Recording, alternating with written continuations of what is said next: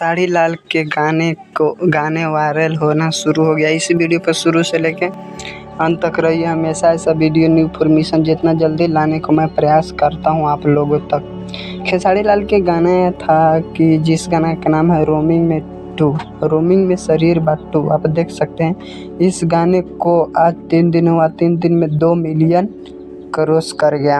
अब आप बवाल और धमाल अभी तो मचबे करेगा। अभी होली के 15 दिन टाइम है, 15 या 16 दिन, और धमाल और बवाल भोजपुरी इंडस्ट्री में मच ही जाएगा। अब आप लोग रहेंगे तो मचा ही सकते हैं।